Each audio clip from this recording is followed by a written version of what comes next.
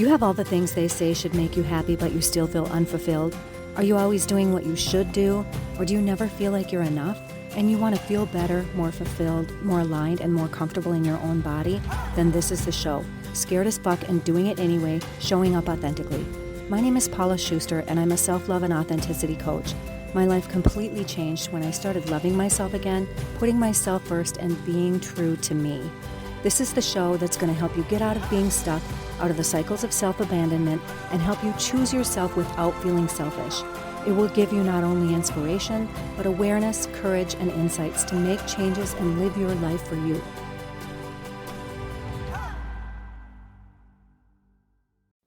Hey everyone, welcome to the Scared as Fuck and Doing It Anyway, Showing Up Authentically podcast.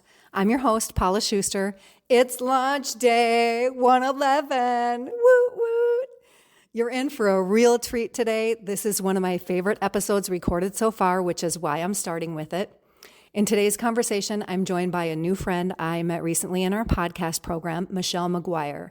I'm super excited to have her on because I love her and I love the conversations we've had so far, but also because she has some good insights for us. Michelle is on a journey back home to herself.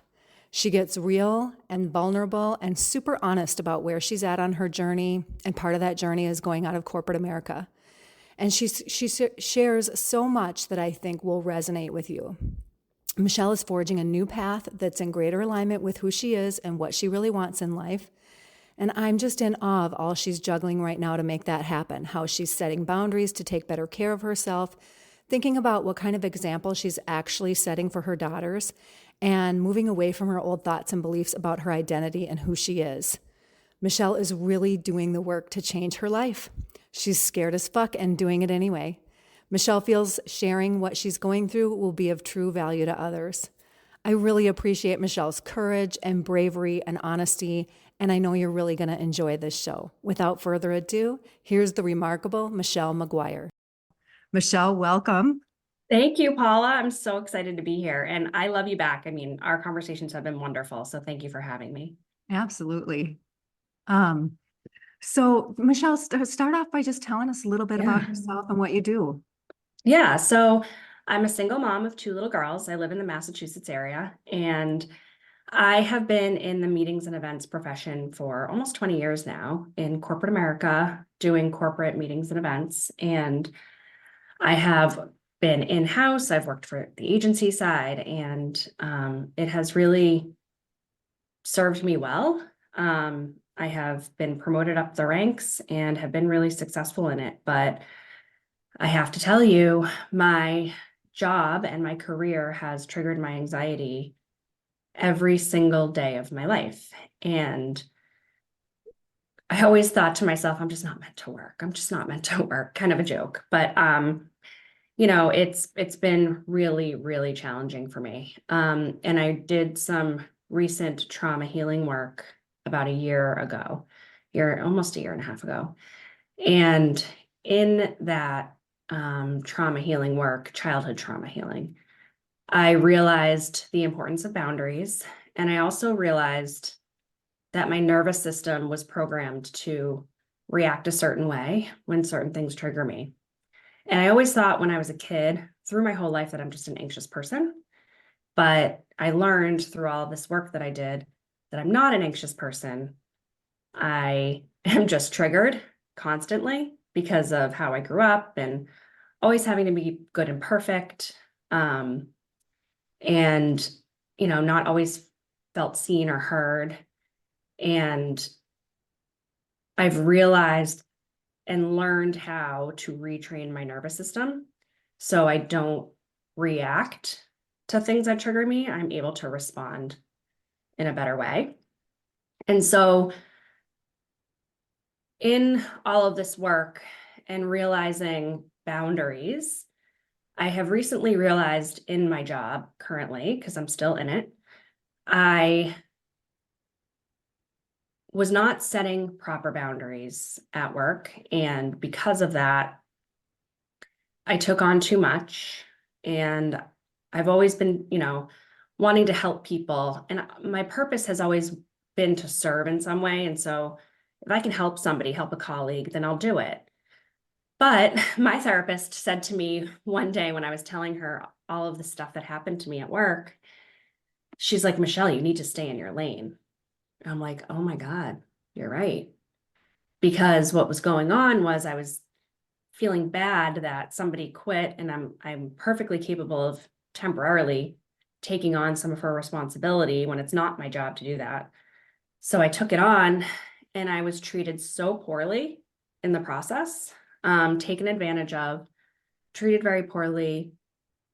And I was working till 9 o'clock at night, every night, waking up as early as I possibly could to get it all done. And I was killing myself. And I'm like, what am I doing? And finally, I realized after talking to my therapist, especially, she's like, you need to stay in your lane. I'm like, you're right. And I never really realized that because I was so scared. What if I didn't do these things? What if I didn't go the extra mile? What would they think of me? And I always got my self-worth at work by my accomplishments. And my therapist also said to me, your self-worth should not be driven by your performance ever at work. I mean, yes, it makes you feel good. And yes, you know, you can stand tall like I did that, or whatever. But what other people's opinions of me at work shouldn't truly matter. I'm like, but what if I get fired? She's like, yeah, well, what if you do get fired? Then what? You'll figure it out. You always figure it out. And so, having those conversations with her, because my therapist is actually the woman who I went through this weekend women's intensive workshop on healing childhood trauma. And the woman who facilitated that is not my therapist. So she's absolutely wonderful. And essentially, I was realizing that through learning the boundaries in that workshop and through her reiterating them to me in my everyday life currently, I realized that I had very porous boundaries. And I also realized that while I want to serve others and what I do in hospitality is doing that, it was still super unfulfilling for me. Like, what was wrong with me? Why am I anxious all the time? And why do I've wanted to quit my job for 20 years. I've wanted to quit, but I never could. I was making too much money. I know it sounds ridiculous, but I was making too much money, or the benefits are too good. What does that mean to my identity? That's my identity. And so anyway, making a long story short with this introduction, I realized probably over the last several months that I am not living in my true purpose. And I am on a journey to find what that is. And that's part of why I started a podcast. That's why I think you and I are talking today. I think going through what I'm going through and sharing it with the world in real time truly will be of value to someone. If I had that guidance, I think I would have done this a lot sooner. Yeah. Wow. Wow. Wow. Wow. Like there's just so much in everything you said. First of all, I love your therapist. Me too. And like I can relate with absolutely every single thing you Yeah. said. I mean, your corporate job serving you well, but it triggered your anxiety. I had this sort of low level anxiety all my life in my corporate job. And I thought it was me being nervous, to, get up and talk in front of my team or in front of other people. Right.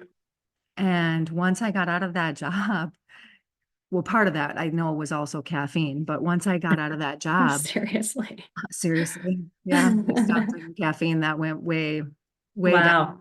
Wow. Um, but it didn't totally go away. And once I was out of that corporate job and my nervous system was reset, Yep. then I'm fine. I don't have this low level anxiety. And so now I say I was just in the wrong place. And Exactly. I just got the chills. Yep. and sure, there's, I have childhood trauma too. And And I know that was, how I was showing up in my corporate job and my concern about how other people viewed me and perceived, Mm-hmm.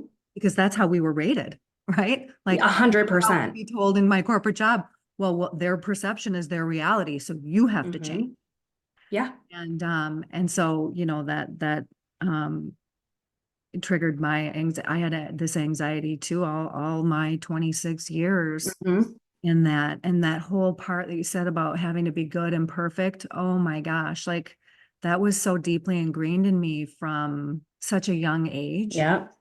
In fact, my wife and I were just at my parents' on Christmas, and it was just I purposely didn't go on Christmas Eve when my whole family was there, and we just went on Christmas, Right. would just be the four of us. And we were just asking them questions, doing this new card thing called Tales, where you ask, your parents or older people in your life all these questions, and Cool. it kind of sort of gets them to tell stories and things. And one of the questions my mom was answering about how well, my kids couldn't run around and just get all dirty. And your sister never wanted her hair done because it hurt her head to put her hair Mm-hmm. in ponytails and stuff. But I just did it anyway because she had to look pretty and stuff. And it's like, Mm-hmm. oh, wow, that's how, this is when Mm-hmm. we're 3 and 4 years old. And so that's how far Mm-hmm. back it goes. So that whole Yeah. perfect thing. Wow. Absolutely. Absolutely. I never had boundaries either. I mean, I'm just kind of thinking about all the things you said. What would people think of me? Self-worth through accomplishments Yeah. and achievements. And now I'm like, so there's no prize waiting at the top of the achievement ladder. No prize. Maybe a little bit more money if you're lucky, Right. but that can go away in a heartbeat. Right. And like you mentioned, how you made so much money. And like I was totally doing Mm-hmm. that too. My job was my identity. Uh, Yeah. Me too. For like whenever I would meet someone new, I would first say what I did for a living Yeah. for Yeah. versus anything else. And sometimes I wouldn't even say the other things, that I was a mom or that this or I that. know. Like it was just, I do Yeah. this for this organization. Yeah. And it's funny that you say that because I I would know other people in the meeting planning industry who left it after 10 years. And I'm just like thinking to myself, I never said this out loud, but I was thinking to myself, I can't believe she did that. Who does that? Like now you want to leave and work part-time doing something else and be a stay-at-home mom? Like, who even are you anymore? Like, I can't even believe that that crossed my mind. Like looking down on someone for leaving their corporate career that wasn't serving me. And they had the wherewithal and the guts to make a change. Meanwhile, here I am, massively anxious, only caring about what everybody else thought of my accomplishments at work, outside of work and at work. And like I still can't believe that was me. Like that I looked down on people for making a change like that. Like, and how I thought, like, who are you? Like, you don't even have an identity anymore. Why are you doing this? It's like she just had kids, like this one woman I'm thinking about, this is a long time ago, but she had just had a baby, maybe two kids, very, very little. And like she's doing the right thing. And here I am, miserable and stressed out and looking down on her. What? You Yeah, know? I can totally relate. I I did the same things, Like I remember thinking, because my former husband, he ended up being Mm-hmm. a stay-at-home parent when we had kids because I had the job that paid the bill Yep. better, the better job and made more money. And I always said, oh, I could never be a stay-at-home mom. Are you kidding? No, I was never. so bored. Yeah. I need all this stuff to keep my mind, going and blah, blah, blah. And I need a challenge. And now that I'm older and I look back, I'm like, oh my gosh, what was I thinking? I would have now I wish I would have been a stay-at-home mom I and know. Me too. time with my kids. And I can't go back in the past now, but Right. Um, you know what I love about your situation is your kids are younger, right? They're, yep, 10 and almost 8. Yeah. And so you have such a great opportunity to show something different to your girls. Mine Yeah, are, you know, 16 and 18. And I right. just recently gone through some of these changes in the last couple of years. And so, yes, they're still seeing it, but I feel it's just not as big of an opportunity. Yeah, I agree. I agree with you. I'm constant. I've been working from home for 7 years and with travel in there. And, my daughters see me on the phone all the time. I'm constantly working. And it's really hard to draw the line when you are working at home to stop it and separate it from your home life. And so they'll see me on calls or I'll pick them up the bus. Hurry up, hurry up. I got to get on a call, got to get on a call. And Yeah. my daughters, like this week, because it's the week between Christmas and New Year's, I took it off. They have it off. And they were telling me, Mom, so you're not working? Oh my gosh. So, yay, you're not working. And, my older daughter will say to me, are you happy? Do you like your job? And I'm like, no, I'm not happy. I don't like it. Then why do you do it? And I tell her, Wow. because I have a house that I have to pay for. I have to support you guys. I want to make sure you are living the life that makes you happy. But now, which I haven't really talked to you about yet, but on this podcast, but now I'm making the actual changes or I'm taking the action towards trying to do something else. I can't just leave, but I am starting slowly to try to forge a path for myself to do something that does align with my purpose and what I want to do in my life and that fulfills me. Um, it's serving people, but in a way that makes me happy because I don't want other people to feel the anxiety that I've felt my whole life. And so if I can help people through that, I'm all for it. Yeah. So yeah, and so when I'm able to at least talk to my daughters about that, I love there are options, It doesn't feel like it though when you're anxiety ridden and not Oh, of clear mind, you you feel know? stuck. Like, how am I ever going to get out of this? Like, how can I change? Because Yeah. you have the house and you do have all the things that you feel like you've got to keep up. Wow, can you that part about your daughter asking you if you're happy, that must have really hit home. It does. It Can you talk hits, about that? and she asks me that a lot because I'm always stressed and I'm always just anxious because my work doesn't serve me. And I don't know what to do. Like I never knew what to do to get out of it. And so my daughter always asks, and like, who am I to continue to do something that doesn't make me happy? Like, what message and lesson am I teaching my daughters by Right. continuing on that path and for them to truly see me not happy? It's showing them that it's okay to live a life that doesn't make you happy. Like, what? Doesn't make you happy? That's not okay. And It's to not not judge okay. themselves. Yeah. Yeah. Yeah. And Paula, I have to tell you, when you and I talked, I don't know, maybe a month ago, and you said, what you don't change, you choose. Yeah. I'm telling you, that has been my mantra since you said it. I have Oh. been telling everybody, I talk about you all the time Oh. because, first of all, your story is so inspiring. But second of all, just the wisdom that you have.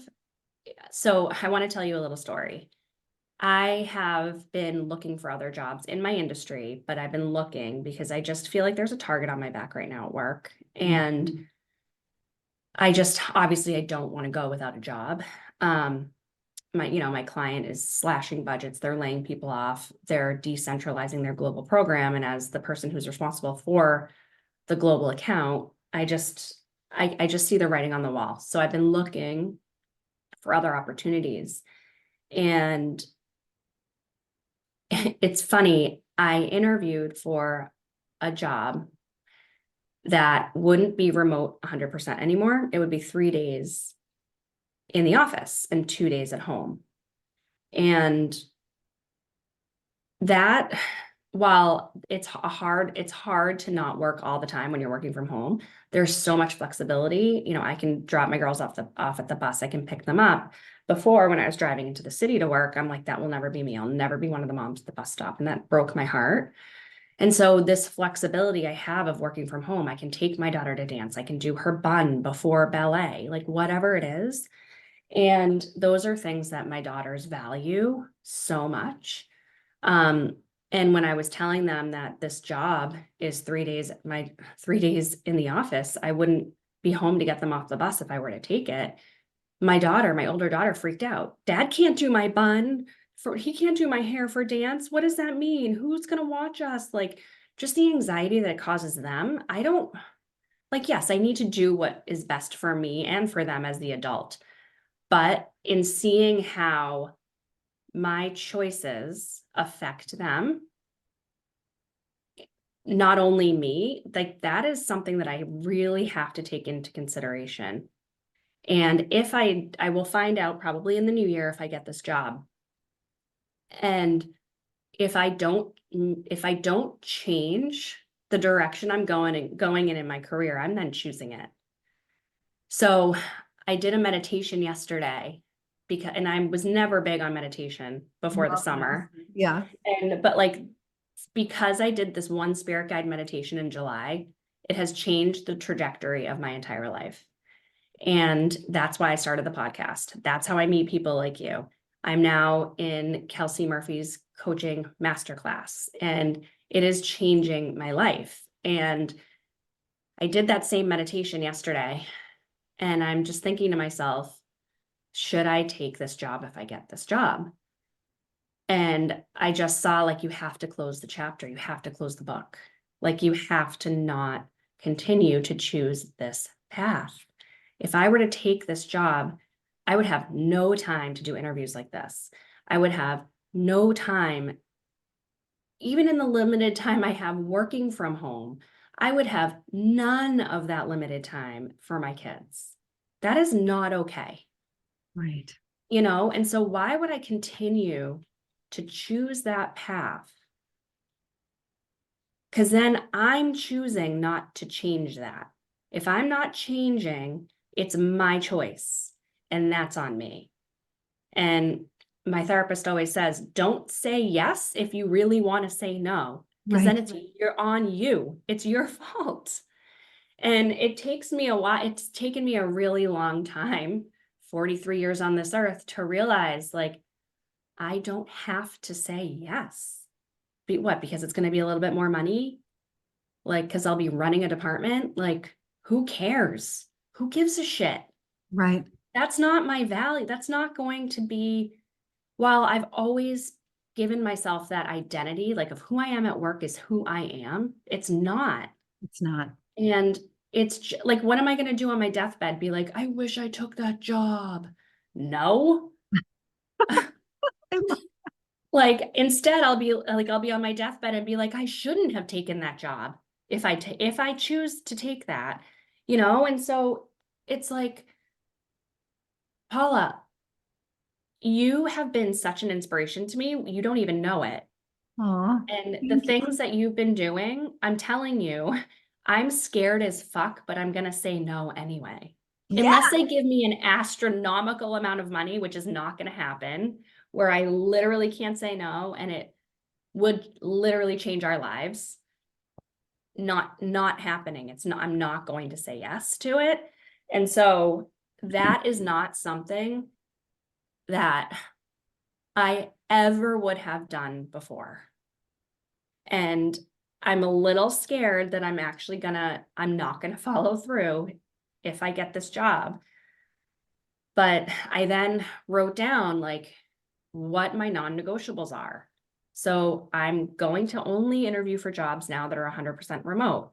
I'm only going to interview jobs that are above a certain dollar amount, but give me the flexibility and a work-life balance. And so also doing this coach's masterclass, I want to start shifting my career in another direction and scaling back on this. And so my plan, I don't have a timeline yet, but my plan is to slowly shift them in opposite directions so I can grow this coaching and start to majorly scale back on my full-time career.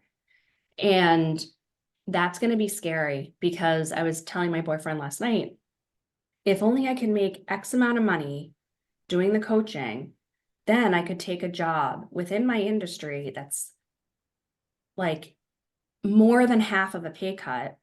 If I could just make up for the money on the other end, that's really like how I can start to scale back. And so that's going to be my path, I think. I'm forging it literally while we talk, and I'm trying to figure it out while I'm in the midst of it. But why would I continue to choose the same bullshit?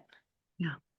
Seriously. Wow, It's my Michelle. fault if I just go, go, go, sister, is what when you were talking about that meditation and your realization, like my whole body like had like lit up, like I have goosebumps everywhere. Yeah, Wow. I mean, that is major. yeah. That's so big. It's Good. major. And honestly, so I have chronic Lyme disease and I bought myself an infrared sauna. So I have it in the basement. And whenever I go in there, like I stumbled across an email from Gabby Bernstein on my cell phone, and it was a spirit guide meditation. And I'm super intrigued by all of that stuff. Yeah. And so I'm like, oh, I've never done something like this, a spirit guide meditation. Okay, let's try it. I'm telling you, that one meditation is literally changing the trajectory of my life. It sounds so dramatic and like bold, but it's true. Yeah. That's why I started a podcast, that one meditation. I wrote a trailer for my podcast before I even knew a trailer was a thing because of that spirit guide meditation. Like, it's nuts. It's just absolutely crazy. And I was never a meditator before that, ever. Amazing. You're hearing I the know. whispers, you're hearing your guides, you're hearing your Yeah.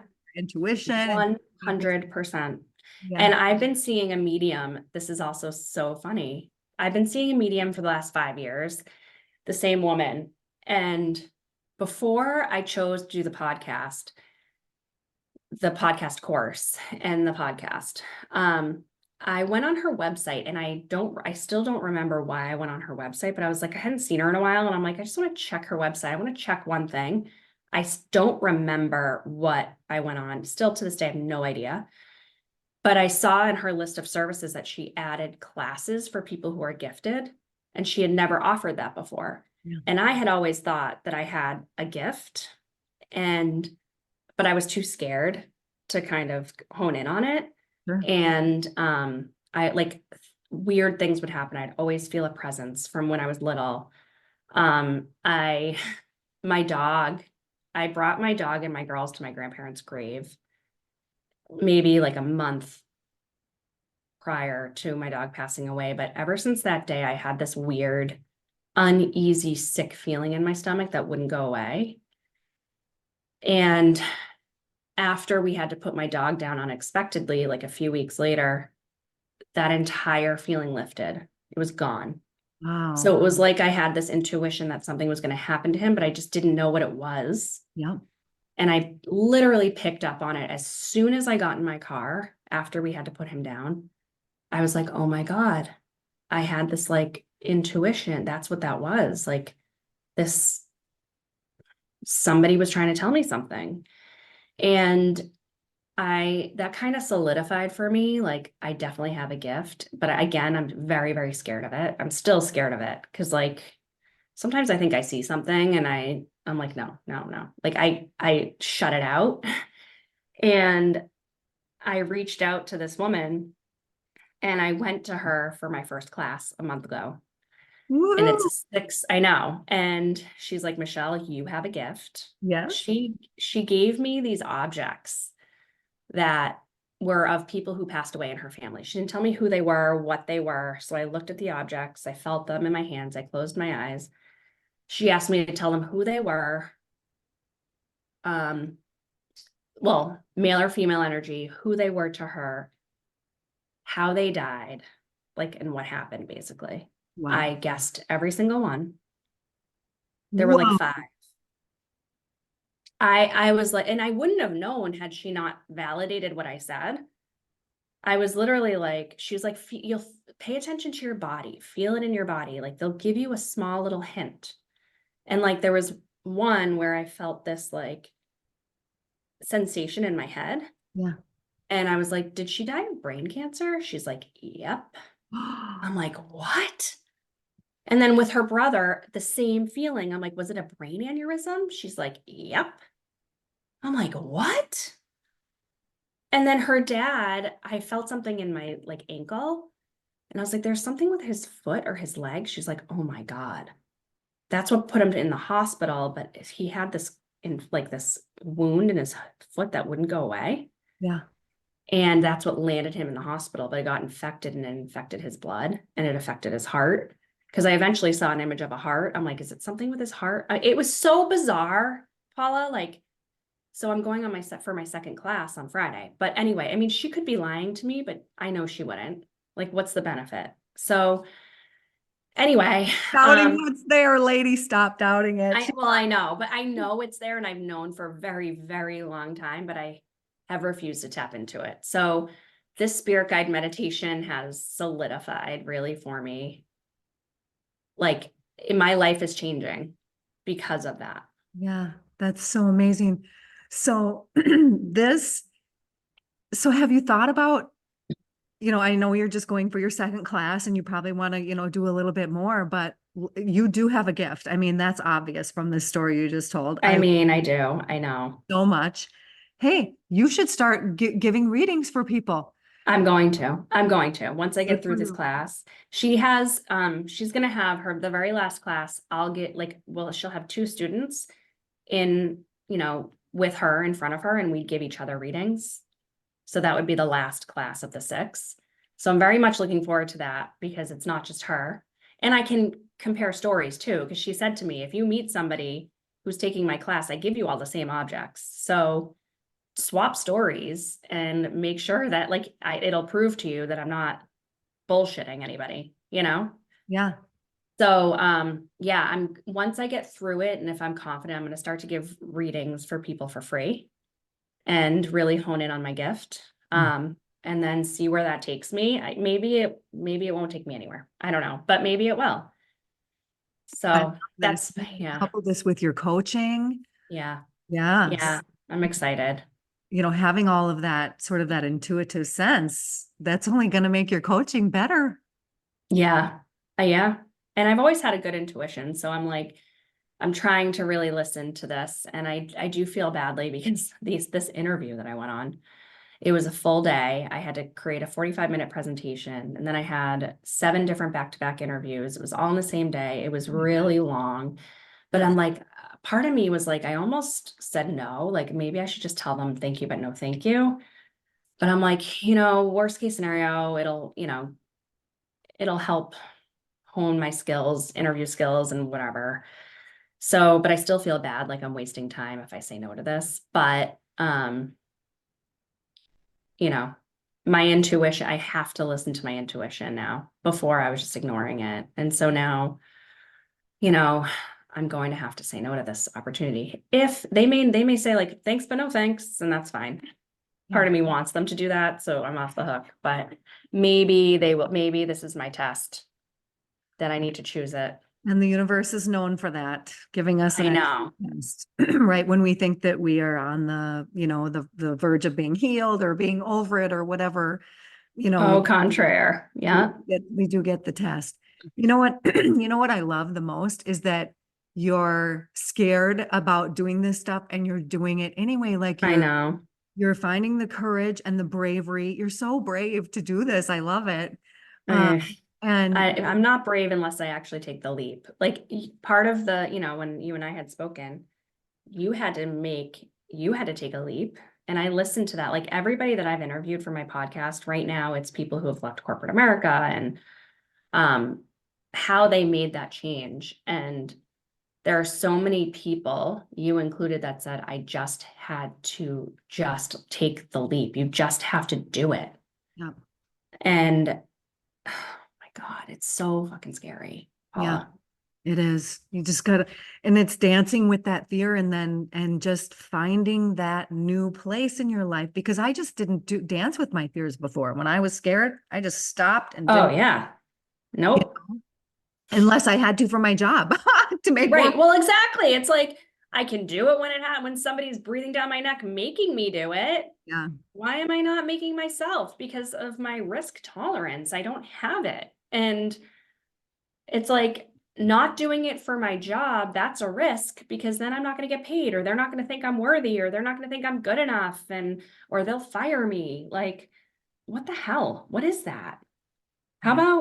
about, my own self-worth, my own happiness, the fact that doing it for me, that's worth something. More than Why what am I, the people in yeah. corporate think. Yeah, so much more. It's like, why am I not doing something for myself? It's because especially as women, we're conditioned to think that we have to do everything for everyone else before we stop and take care of ourselves. Like, even when we get on an airplane, make sure you put the mask on yourself before helping others. That is foreign.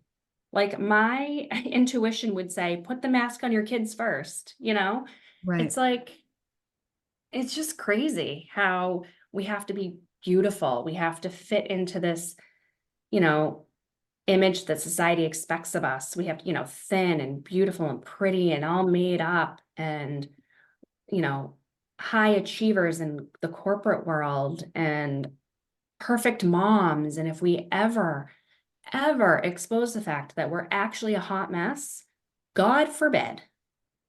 The judgment starts rolling in from everybody who is Yeah, also a hot mess, but just won't reveal it and won't be vulnerable exactly. enough to show it and won't admit it because they're in the same place. Yeah. And they want you exposed before they are. Yeah, So they're going to judge and talk about you to get the onus off of them. right. So yeah, it's crazy. I It's love how crazy. you're dancing with your fears, and the more we do it, the easier it gets. I can tell you that from You experience. think? I am terrified, Paula. I'm Yeah, terrified. I know. I know. And you'll get through it because you're strong and you're powerful. And I'm And like, what if I lose my house? I'm like, oh my God. well, It's I so mean, scary. we're selling our house, I mean, because we don't Yeah. need all this that we have, right? Yeah. I know. It's just I know. making different choices. At least it is for Right. us. Like, everybody's got to make their own choices and you have to make the one that's right for you. Um, but Yeah. part of that, you know, is just, I don't give a shit what people think anymore. And I'm Yeah. not doing it because of what everybody else thinks. And, oh, I don't have to have the house because of what everybody in the family thinks or my friends or whatever. Right. Right. Like I could Yeah. give a crap anymore. Yeah. And it's funny. I'm going through this season too about like who are my friends? Like I That's deep. realized that like all of my free time is being taken if I'm not being a mom. It's working on this side business or whatever I'm trying to get up off the ground and my podcast. And I'm not reaching out to friends. I'm not, and that's on me, but at the same time, it's like they're not reaching out to me either. And so it's like it's almost like a whole new season of my life. I'm like, who am I? And like where is this going to lead? And who really are my friends? Like Yeah. who's gonna, when the dust settles, who's actually gonna be there? It's like Yeah. when I went through a divorce. Where was everybody? Not there. Yeah. It's crazy. And then I started getting invited to things and, out with like other moms that I was more acquaintances with, not really friends with, but they loved all my dating stories. It's like they were living vicariously through me, and that's like the value I bring to them. Like, what is that? Right. It's I just went interesting. I went through the whole change of friends too as I went through my journey and my, healing and changes and because I just didn't have any interest in doing the things that those friends did. I Yeah. just didn't want to do it anymore and a lot of it revolved around drinking and I quit drinking. Yeah. And then, like the conversations that would be had with those people, like I just don't have any interest in talking about those things or, because, judging others and all that. Mm-hmm. Um, Mm-hmm. and so all of, all of that has changed for me too. And the same thing happened, like if I wasn't calling them, they weren't necessarily reaching out to me either. And Yeah. that speaks volumes. But also it was, well, no wonder why they weren't really my true friends because I wasn't being honest and authentic, right? With Yeah. myself and who I really am. And so, like, I was just this, I don't want to say a fake person who showed, but kind of, I was Yeah. myself. Yeah. So then how could they really be my friends if I wasn't showing up authentically either? And so True. now that I've totally changed and I'm just shining my light the way that's really feeling authentic to me now, I'm finding my true tribe. And Yeah. I love it so much because I am making these deep connections with people um that I didn't have before. Everything was always surface level kind of. Yeah. It is. And so I don't know, I feel like the connections that I have now, they're fewer maybe, but they're deeper and Mm-hmm. broader and it feels so much better. And Yeah. and I'll tell you one thing, Michelle, you have a friend in me. Oh, thanks, Paula. And likewise. I would love to Oh, keep in contact with you. I yes, a think hundred you're percent. wonderful. And Absolutely. Absolutely. Thank you. It's so interesting because like even the moms in my town, it's so hard. It's so pretentious. Like there are some that I genuinely love and they are not pretentious. And there's maybe two people who I absolutely adore. But other than that, it's so surface level. It's who built the bigger pool in their backyard. yeah, It's who's more, whose house is bigger and whose job is, more prominent. It's like, who gives a fuck? right. You know? And I'm like, I just can't relate. And it's funny. I had a Ford Explorer for a really long time and it shit the bed. So I went to a used car dealership and I got an Audi, which I'm shocked, but it was a used car. It was 3 years old and it was like probably the nicest car I've ever had. But, I'm like, you know what? Screw this. I deserve a little bit of luxury. I work really hard, but it's also not brand new. So I could afford it. And it's funny because my mom came over after I bought the car and she's like, "Oh, you finally fit into the town that I live in." Oh my I'm God. like, yeah, I kind of laughed because part of me was like, well, I guess I don't feel like an outcast anymore. But like, Wow. it's just like, I whatever. But anyway, it's just it is crazy. Like it's just what people just give a shit about what you have, Right. not Everything who on you the are. outside instead of what's Yeah. really, yeah, on the inside. And I would see Yeah. all the memes and I would hear all the sayings and over the years, and it just never like sunk in deep enough for me to like wake up and go, oh yeah, that really is, the truth about life and stuff. Yeah. Yeah. For sure. And yeah. So, you're going through all these changes, Michelle. How do you, and being more authentic and realizing what you want to do, so that you're more true to you. How are you kind of keeping yourself there on a day to day? Like, how do you keep pushing through, or like, what are are you doing tools and practices, or like, what tools are you using, or what, you talked about meditation a little bit. Yeah. Um, and I do feel like I need more tools because I'm so new to all of this. But the meditation is a big deal to me because when I'm in the constant state of anxiety and I'm still in it, it's not because I'm still doing this awful anxiety-ridden job and like I just feel so much pressure of being a single mom and it's a lot of work and it's hard sometimes for me to live in the moment and enjoy the moment and I really need to focus and work on that. But the meditation is huge for me. And it's not like I wake up every day and that's the first thing I do. And I need to get better at that. But the meditation, it's the spirit guide meditation, it's tapping into that is really important for me because it's really the only time that I get clarity. When I'm in this state of anxiety, I don't make the most sound decisions, or I don't make decisions. I freeze. And I get so upset because I don't know what to do. And anytime anybody's ever tried to sit down and talk to me about it, I always, whatever suggestions they give, I always just know it till I'm blue in the face. No, that's not going to work. And I give them a reason why, or that, that's not good enough, or no, because of this. And they get frustrated with me because in their mind, I'm so negative.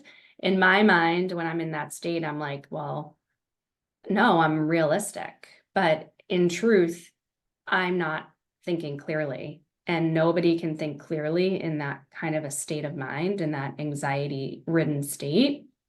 And that was actually a lot of realization I had during this childhood trauma healing work I've done is recognizing how I feel in my body when I get triggered. Yes. Um, it's really hard to do because my nervous system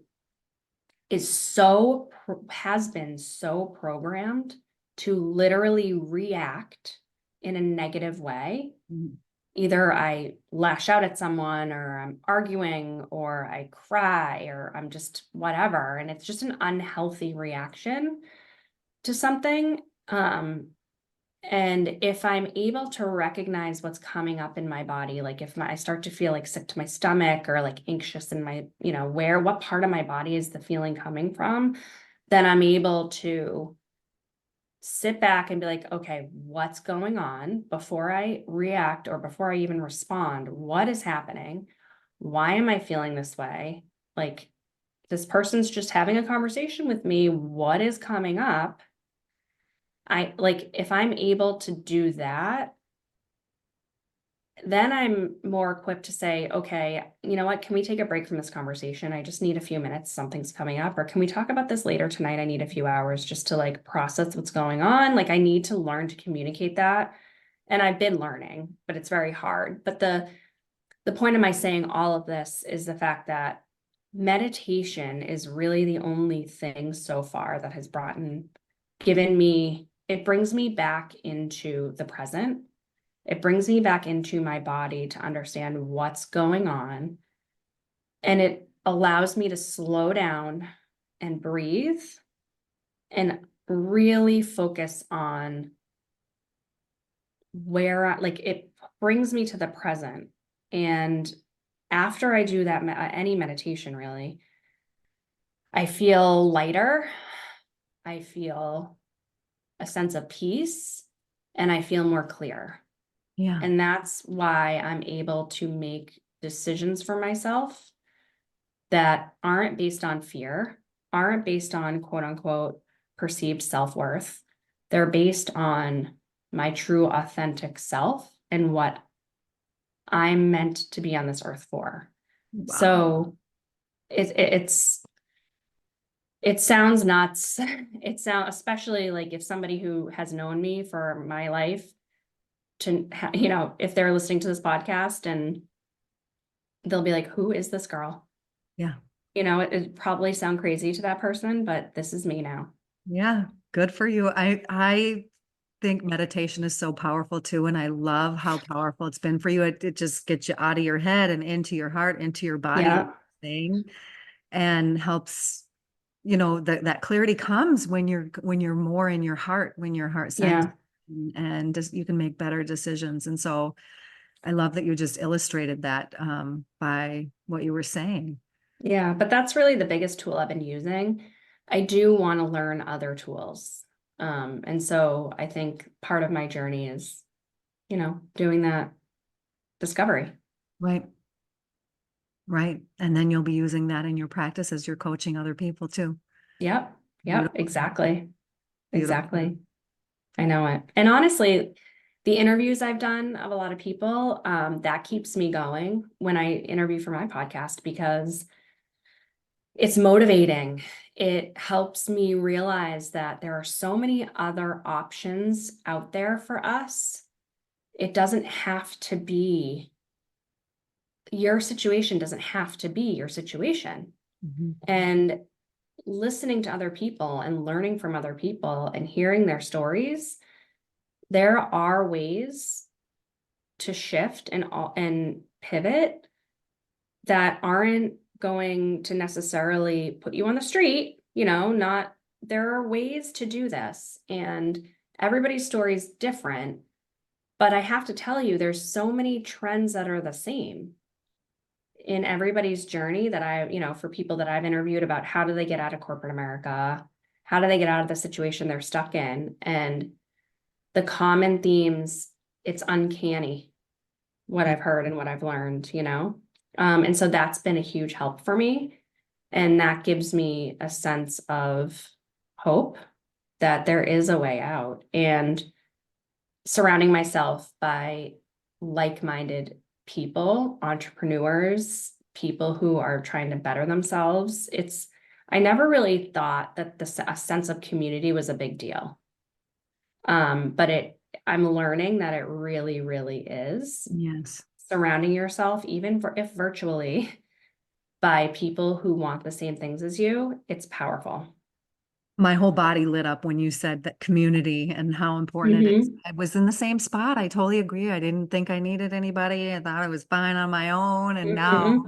now I just crave that community and connection. And I even started a sacred sisterhood circle because of it. And Yeah, yeah. yeah.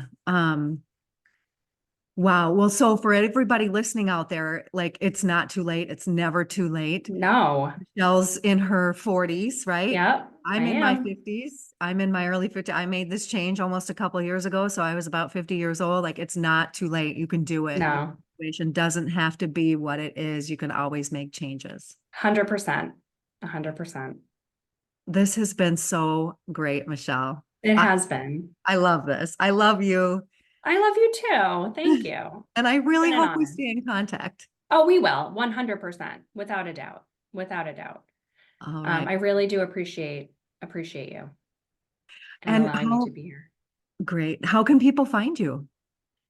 So my podcast, I was thinking about launching at the end of this year, but it's just not going to happen. So I have a ton of episodes recorded, and I'm going to launch in early 2024 in January.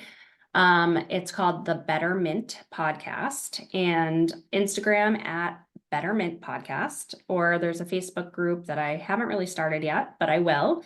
And that's Betterment Podcast as well. And that's where you can find me. And I'm really excited.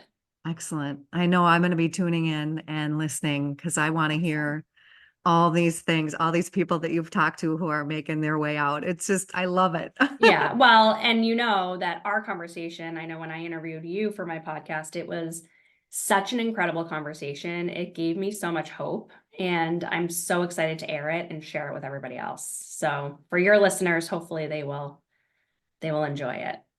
Thank you so much. Of All course, right. thank you for having me. You're welcome. We'll talk soon. Okay, bye, Paula. Bye-bye.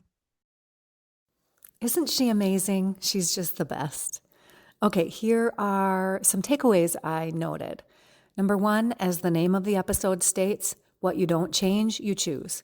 Two, remember there are options and it's never too late to make changes. Three, know what your non-negotiables are. Four, ask yourself why you would continue to choose the same bullshit. Five, meditation can literally change the trajectory of your life. It also brings peace and clarity. It brings you into the present, into your body, and helps you slow down. Michelle's favorite, the Spirit Guide Meditation by Gabby Bernstein, is linked below in the show notes. 6, stop doubting your gifts and don't ignore your intuition. Listen and lean in. Hone your gifts and see where they take you. 7, pay attention to the tests the universe puts in front of you. Take the leap and just do it. For your own self-worth, for your own happiness, it's worth something.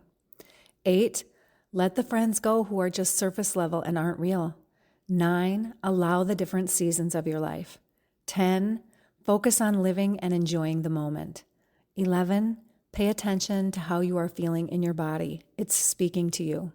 12, Having a sense of community is a bigger deal than you think. Surrounding yourself with people who want the same things as you is powerful. I'm so proud of Michelle and all she's doing, and we've already talked about having her back on in several months to get an update on where she's at, so I'm excited about that. Thank you so much for being here for my first episode. I hope that this podcast gives you perspective and nourishment and inspiration. I really can't tell you how much I appreciate you. It means so much that you're spending your precious time here. There's so many episodes, good ones coming up, so follow along on Apple Podcasts, Spotify, or wherever you're listening. And if you're enjoying it, please leave me a review. Reviews are an incredible gift. You have no idea how much they really help me. If you can think of anyone who would find this particular episode valuable, please send them a link, text them, or post about the podcast on your Instagram or Facebook. And if you have questions you want answered on the podcast or things you would like to hear about or have help with, or even guests that you would want to hear from, you can email me at paula@reikiflowmn.com. I love you so much.